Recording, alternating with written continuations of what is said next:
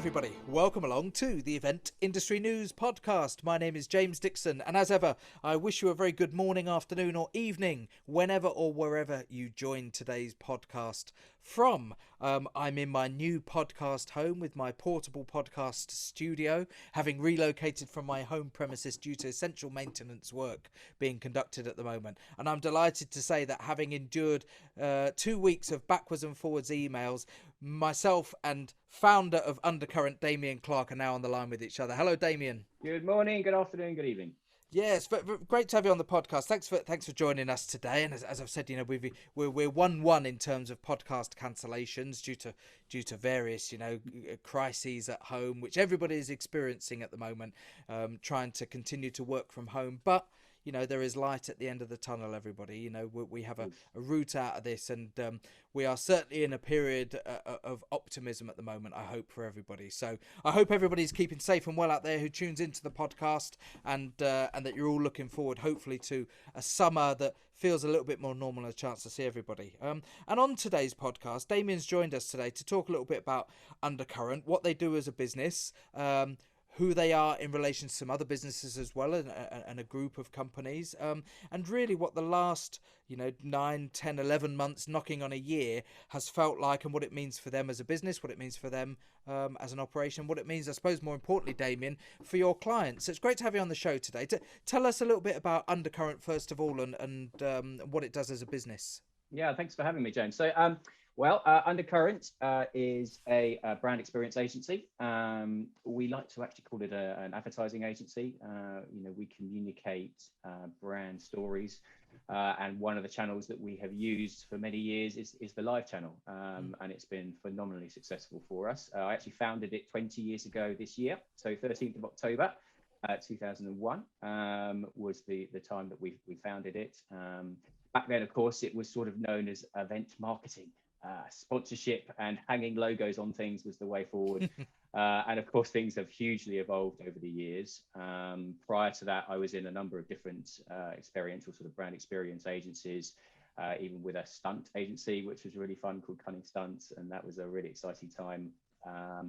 And then, as I said, 13th of October 2001, we founded Undercurrent, and through that last 20 years, we have been working in a lot of different sectors, mainly in technology and retail, and really getting into the minds of customers through our live channels and through live experiential.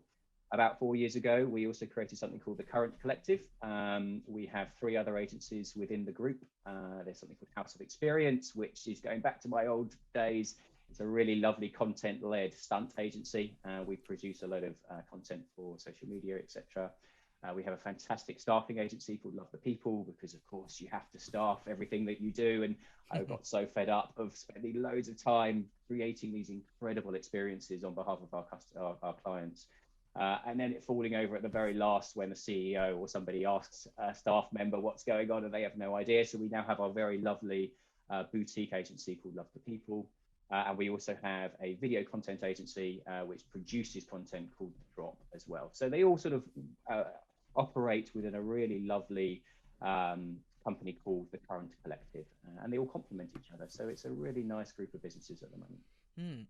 And obviously, whilst we've got you on the podcast today, we want to talk about what the landscape has been like for you and your clients, in the last year or so, as we are asking all of our podcast guests at the moment, because ultimately it is the topic of conversation and an issue that everybody's facing. But if we can sort of rewind a little bit, something that I'm curious to ask today is, when you look at the subject of experiential, brand engagement, call it what you will, has the type of event and how it's delivered changed significantly from 2001, or is it quite simply the new terminology that we seem to constantly create? It's over the 20 years. It's a very interesting conversation. I think we have developed. I think it's matured hugely in the last 20 years.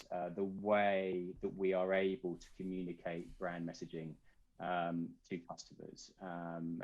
Obviously, social media wasn't really even a thing back then, right? It's the way that you're able to bring in different strands into your campaigns has been fascinating, and it's been a privilege to be at the forefront of that over the years. And I think, as I said, back then it was literally hang a logo on something, on a piece of intellectual property, and you'd be able to hang a logo on it, and that would be it done. But it's so much more integrated now. We are able to really integrate into wider ATL campaigns. Be that digital, be that media, be that social media, ATL, etc. So it works really nicely now when we bring all the strands together. And I think the biggest topic that I say all the time to both clients and internally is that a brand really must do what they say. They can't just stand there anymore and say what they do. They have to do it. They have to show their customers as to what they're physically doing. I think it's such an important piece of work for a brand nowadays, because there's huge amounts of brands everywhere in all sorts of sectors, and it's so important that you have standouts, and you'll see that the ones that are really successful are the ones that are getting in front of their customers and are able to tell the story, which is fascinating, and it's been a huge evolution over the 20 years. Particularly with these type of experiential brand engagement events, again, the terminology is quite fluid. Some agencies will refer to them in some way and other agencies in another way, but I always for some reason think back to that famous interview that David Bowie did with the BBC in the late 90s, where he talks about the internet. And Paxman just can't get his head around what is it. He thinks it's just going to be a tool for sending emails, and Bowie has this foresight to say, no, it's going to change how we do things. It will shape the way people communicate and interact with each other. And I always reference that, and that always pops into my mind when I think particularly of brand engagement and experiential events. And I'm curious to see what your own thought is on that, and how things have shifted from, because 2001 might not seem that long ago. Yes. But when we look at how technology has evolved in that 2 decades, mobile internet, the ability to, it's massive, isn't it? How it's changed. I mean, I think it's access to data, isn't it? We talk about this all day, every day. It's, as I say, 20 years ago, it was very difficult. We were just about using mobile phones, right? But it was on a 2G signal and it was GSM. So, text messages, that was it. So the way that we're able to interact with a brand nowadays, and our buying decision is the absolute key, has evolved immensely. And I think that's the reason why experiential, as you say, brand experience, call it what we will, has evolved so much alongside that, because you have to get cut through. People have access to everything all of the time, essentially.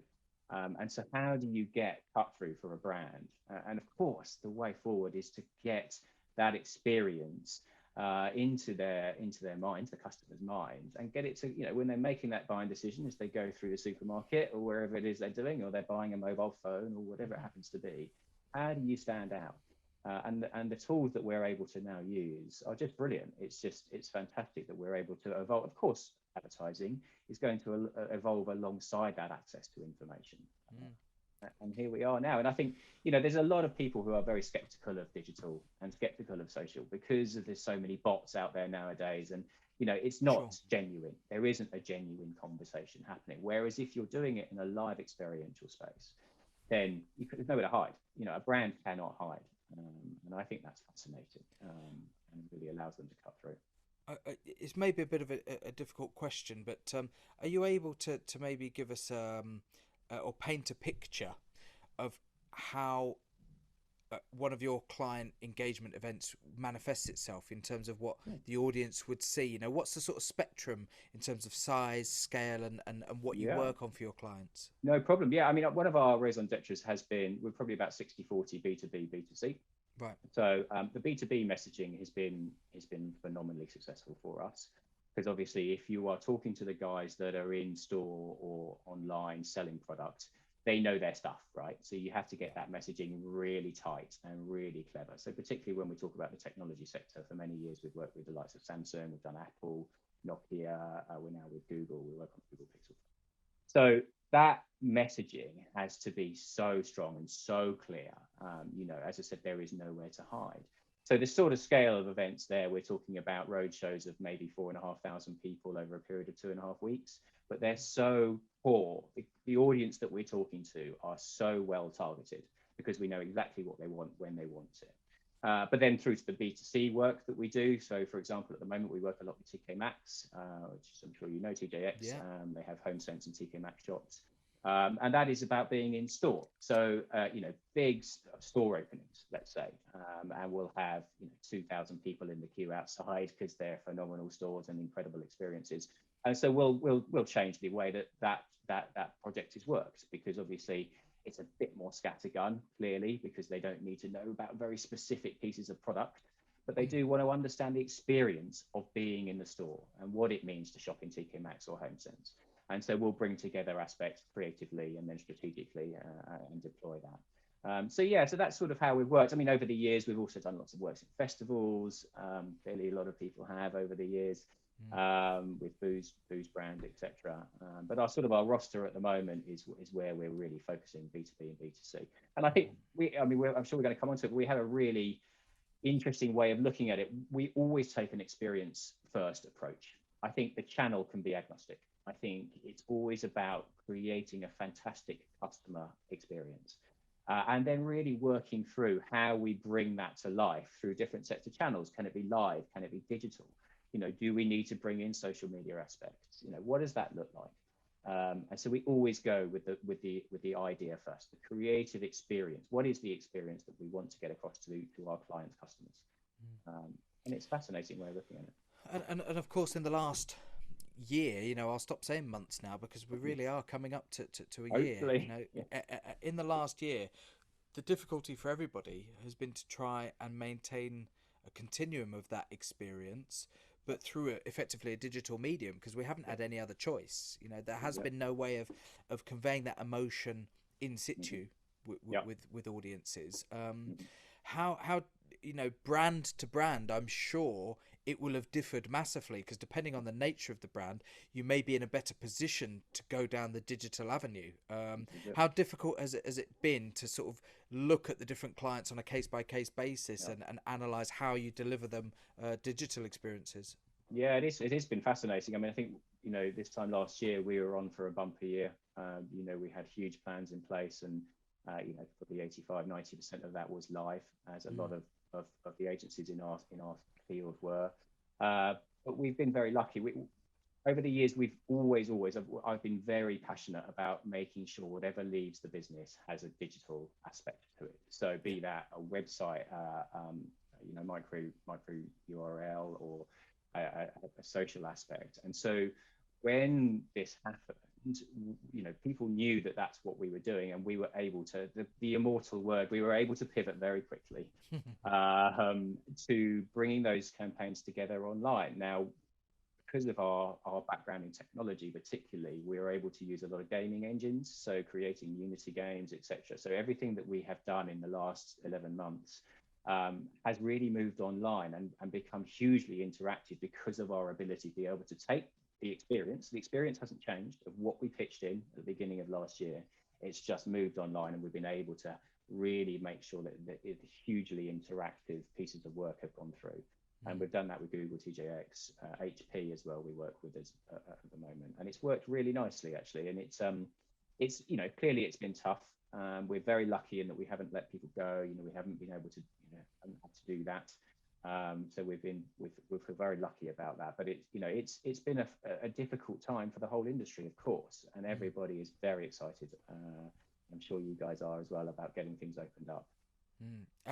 Absolutely. And I refer to the old adage of necessity being the mother of invention, that when you were presented with this new world and this new landscape in spring last year, where you were working with clients that naturally lend themselves to a more hands-on, tactile, interactive, face-to-face interaction, did it prompt some sort of a real change of thinking? Did it actually present ideas that wouldn't have perhaps been presented to you or come up with had you not been faced with this particular scenario? Absolutely. And weirdly, we always say, make a mess up a feature. Always using the word mess up, but I think what it allowed us to do was really target who we were going after and how we were doing it. And I think, because of course, if you're doing a scattergun approach, people will wander up to an installation or wander up to an experience, and they're not really the target audience, let's be clear. But actually, when you're working towards a more hybrid approach, so digital and physical, in a hybrid approach campaign, you can be much more targeted on what you're mailing out, let's say, what you're sending people. Let's say there's a nice piece of work to be able to send these things, product to people. And then, of course, when you're tracking it on the hybrid and the digital side of stuff, you can be really much more targeted in your messaging and personalized as well. I think, we've talked about really personalizing our campaigns over the last 12 months because you can be so much more targeted. It's a really fascinating way of looking at it. And I think we've learned a lot. We're ever evolving our side of the industry, ever evolving. And I think it's been fascinating with the hybrid side of events as to how we can really target people. And of course, clients are fascinated as well because of the way we can offer ROI. The digital side of stuff has always been used within our business to track ROI. There's been it's hugely important way because over the years, it's been seen as a bit of a dark art. Oh, well, they're just running a party. The reality is this stuff cuts through massively. And once you can use the digital side of campaigns to prove ROI, that's fantastic from a client point of view and procurement businesses, procurement side of businesses point of view. Once you build in the hybrid side of stuff, everything is in theory online, and you can really focus in on the correct customer and offering the correct ROI for their investment. So it's been fascinating, actually.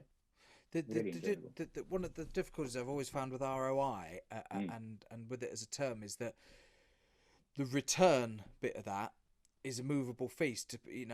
That's based on what is your outcome, what is your expected outcome from an event. If you're working, if it's something really, really tangible, i.e. sale, if you're looking at selling a product as a result of an area of engagement, then your return of investment is very easy to track because you can see we've sold that many units as a result of having this, this activity. How difficult is monitoring ROI depending on what your actual client's idea of return is, what the R number is what is the R number, to use a phrase? It's exactly right. I think it's interesting. I think the most important bit is to ensure right from the off everyone is very clear about what the end game is.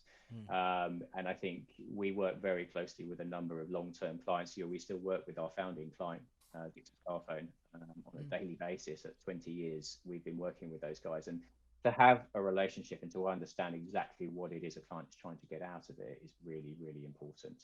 I think sales, direct sales, if someone experiences a brand and then says, right, I'm going to go in and get a particular product, it's hard to track. There are ways. Clearly, there are lots of excellent tricks and ways of mobile phone tracking, etc., which can and can't be a good thing. But the most important bit is to ensure that the client is very comfortable with what it is that we're trying to achieve, and we manage them through that with both strategy and creative, and go from there. And I guess with so many levels of interaction that are available now, the R number. I think we've coined a phrase there. The R number in ROI. Could be multiple different things. 100%. It could be social media engagement and new followers to a particular page or a platform, shares and likes for a particular post. It could be the physical amount of people who've interacted at an experiential event. That could be in a Westfield, or it could be in a high street somewhere.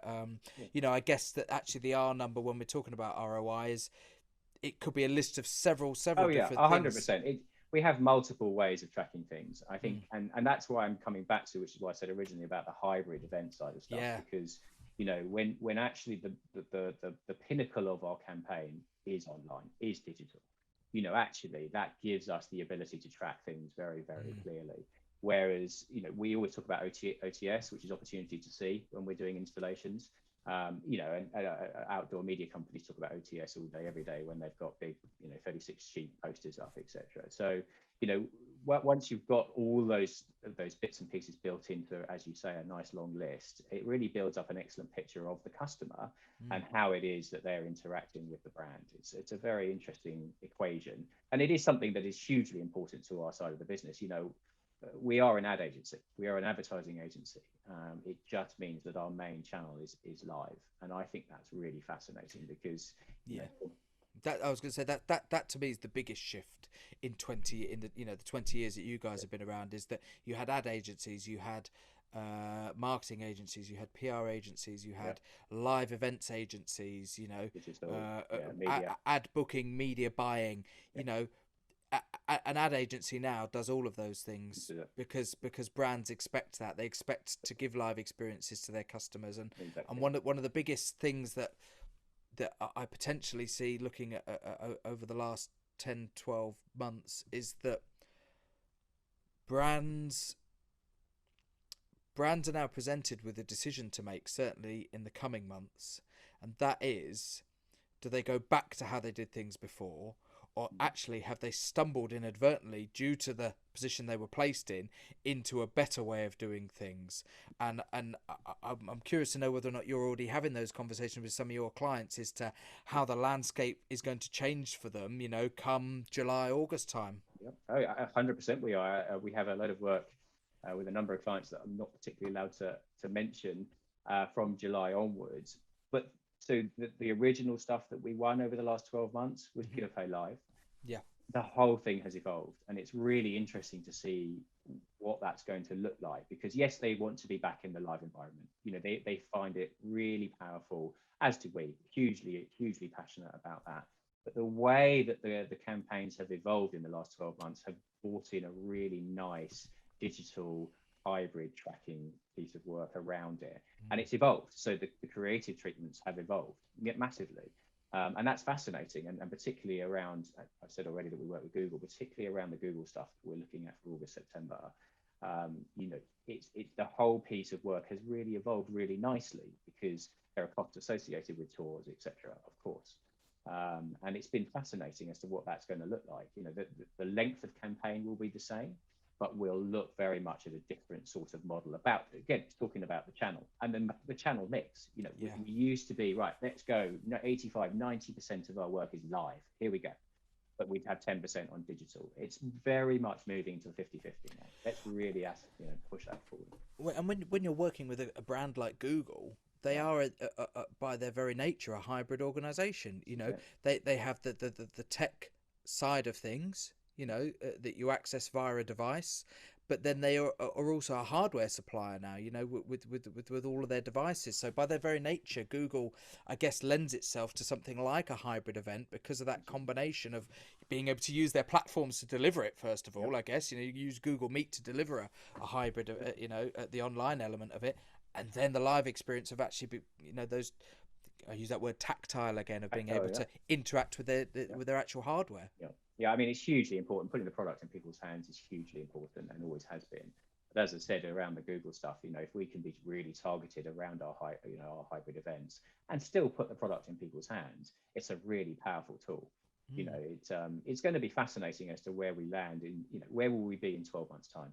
It'll be fascinating to see with our piece of the industry what that looks like. I think, as I said to you, July, August, September is looking really strong. You know, people are really, they've got very brave clients out there. You know, we're working with a couple of clients at the moment, and it's all about content. We're producing live, you know, content, so we're able to film, obviously, at the moment. And they're very brave. You know, people are really pushing up. I think, you know, it's been a hard 11, 12 months, but the human psyche is coming out of that now, and they want to push on. People want to push on, and they want to get product and messaging into customers' hands. And as hopefully, as we're all doing in July, June, July, when we are opened up, you know, it feels like it's going to be a really strong year. You know, I'm excited.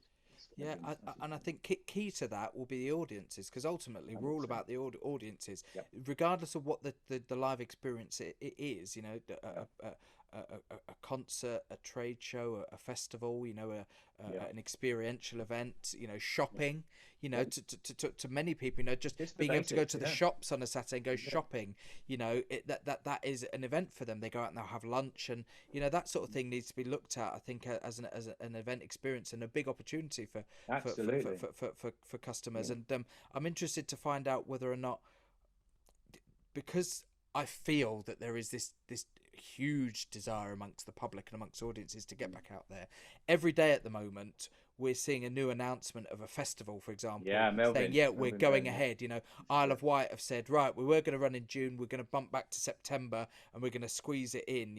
There are Yeah, all these Reading and festivals that Leeds. are going to want to operate, and that in itself presents opportunities potentially for brands, 100%. doesn't it? Yeah, I'm 100%. And I think even if a brand can't get access to those moments because it's tightly controlled, quite rightly. Mm. A guy called Melvin Ben, I'm sure you know, Festival Republic, Yeah. was on the radio recently, last couple of weeks. But I think just that story there that allows us to say we're going to have some festivals this summer. It's such a huge part of our industry, isn't it? Just pushes on everybody else to go, actually, oh, right, the shopping centres are going to be open. We are going to have installations throughout London. There's going to be fantastic spaces in Leeds, where you guys Yeah, are, absolutely, that we can yeah. actually go and do live work in. And I think that's going to be fascinating. And when Melvin came on and said that stuff, social media went mad, didn't it? People were left, right, and centre. Reading and Leeds is on. Latitude is coming on, which is Melvin's baby. So I think it's going to be really exciting that stuff comes through, and it all very much trickle down to the rest of our industry. Yeah. What are we doing in the live space? So. And I said, maybe it sounds sort of a bit tenuous, but I don't think it is. I think there's a huge opportunity for town centres, for local 100%. authorities, to people, shops have been closed, town centres have been closed, bars and everything. They will open back up. People will be able to go into these, and I think from an event point of view, and certainly from a marketing opportunity for brands, suddenly these spaces that people, let's face it, have taken for granted. And they're now going to go back into them, and where there are people, that presents opportunity. Absolutely, and I think it goes wider. I think we need to talk about the retail industry. It's been closed for 11 months essentially. And so how does Oxford Street, how does the main high street in Leeds, how do they bring it back to life? Because, retailers have frankly been on their arse. How do they move things forward? And it's a huge opportunity for me just to look at the wider retail spaces. There's been huge amounts of help throughout the industry with rates, et cetera, and the furlough scheme, which I'm sure they're all using.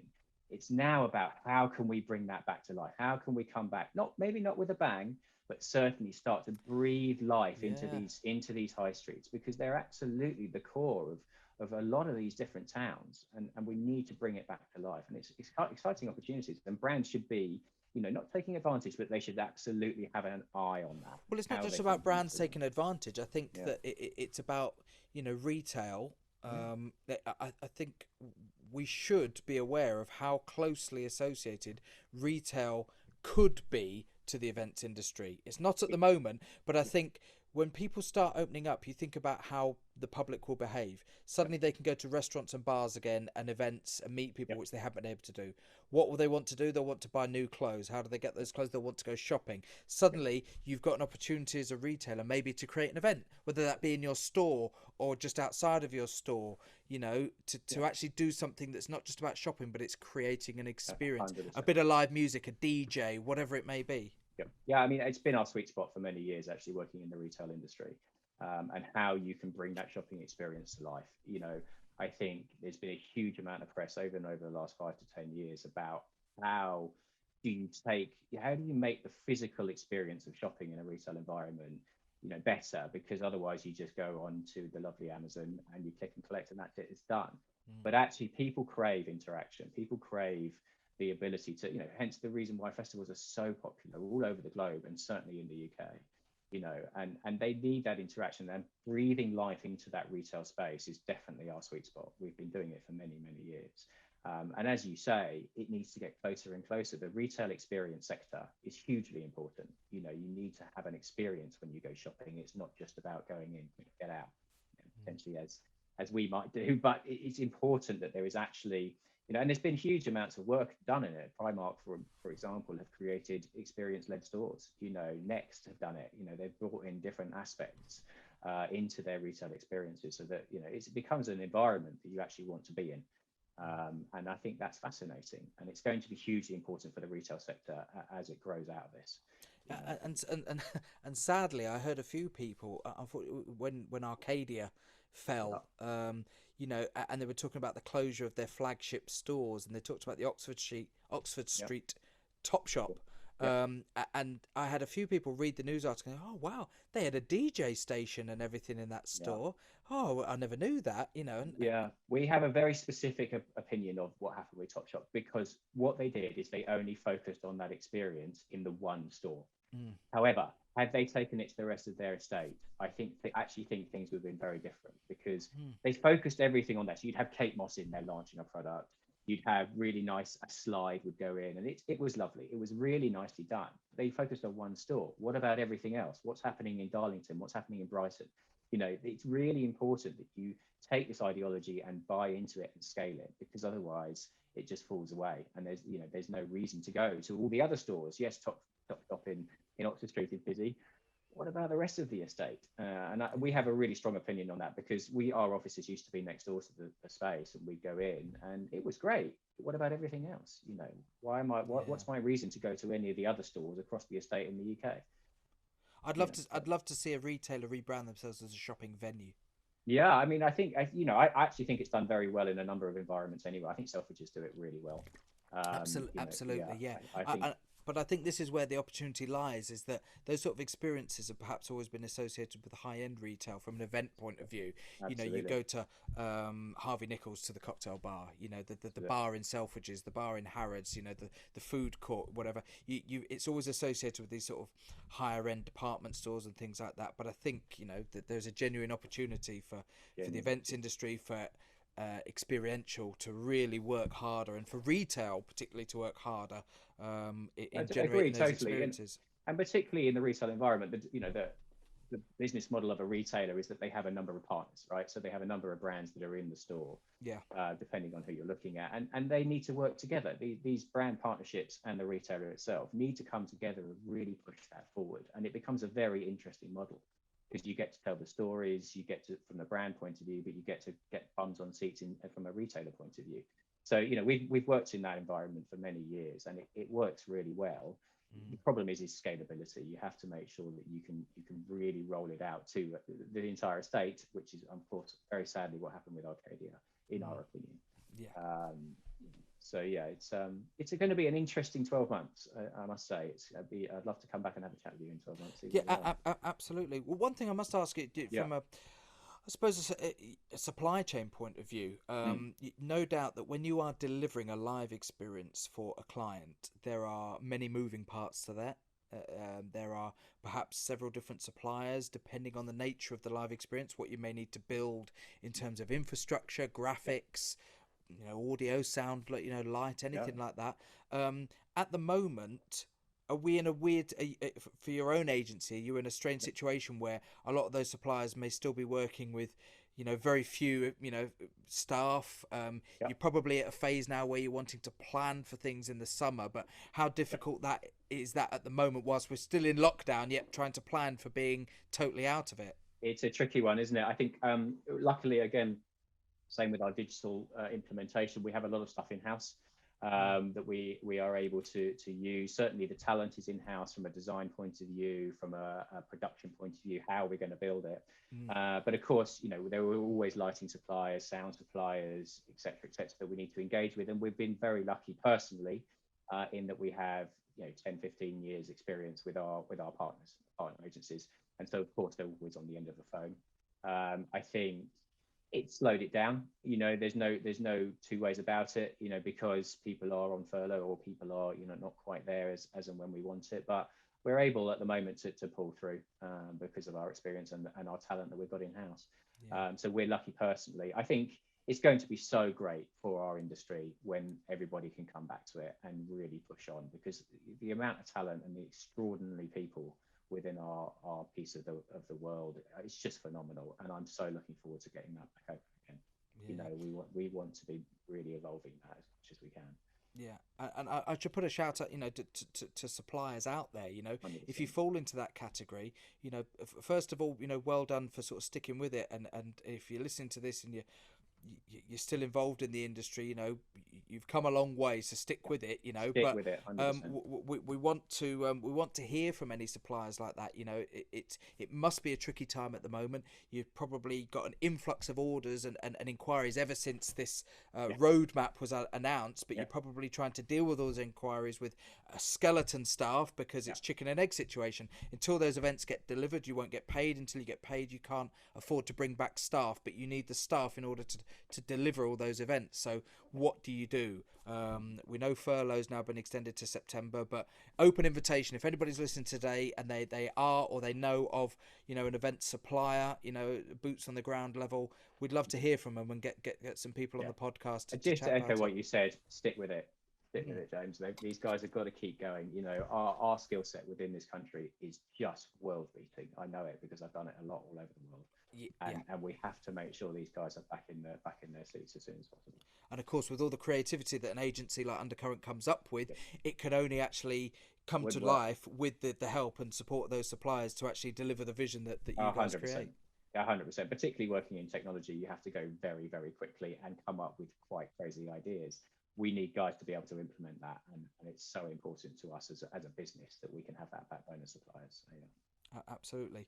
We've been talking on the podcast today to Damian Clarke. Damian is the founder of Undercurrent. Undercurrent.uk.net is their website. But Damian, before we wrap up today's podcast, if people want to get in touch, how do they find you on the social channels? You know, any other websites or details that you'd like to give out? Yeah, my main channel is always LinkedIn. Have a look at Damian Clarke through Undercurrent, but we also have the listed all the other businesses in there. The Current Collective is the group of companies. But also always at Damian@undercurrent.uk.net. Please do drop me a line. I always come back to everything. Excellent. No, it's been great to have you on the podcast today to get a little bit of an insight into that whole world of agency delivery, working with those brands, changing those experiences and how they interact, and obviously that landscape. You know, you've been in business 20 years. And I dare say it, the landscape has probably changed more dramatically, more fluidly in the last 12 months than any of the previous 19. 100%. I mean, it's been eye-watering, and I'm just really looking forward to coming out the other side. But you know, it's been fascinating at the same time. You know, it's been a really interesting evolution of how things have progressed within our industry. And as I said, it's going to be fascinating in the next 12 months as to where we all are. Bring on the summer as well. Let's get that nailed. Bring it on, everybody. If you want to get in touch with the podcast, @Event News Blog is us on Twitter and all the various social media platforms. Also head over to eventindustrynews.com. You've got all the latest features, supplements, news about the industry and all the different vertical sectors within the industry. You can watch video versions of all of our previous podcasts, and there'll be ways and means for you to get in touch with us. If you've got an idea for the podcast, anything you want to get in touch with Event Industry News about, if you've got a story within the industry, something you would like to share, we would urge you to get in touch. And of course, if you're on the website and you're watching this on video today, head over to your favorite podcast download platform. Audio versions of all our previous 220 episodes of the podcast, I forget the exact figure, are available to download and listen to via all the usual podcast platforms. So head over and do that. And as we said today, the message and behind today's podcast is stick with it. Stick with it. And we've also found a new way of interpreting the R number. We have our own R number. Yeah. We have our own R number now in ROI. Damian Clarke from Undercurrent, it's been a pleasure talking to you today. Thanks for joining the podcast. Thanks, James. Good fun. Yeah, my name's James Dixon. We'll see you on the next episode. Goodbye, everybody. Cheers.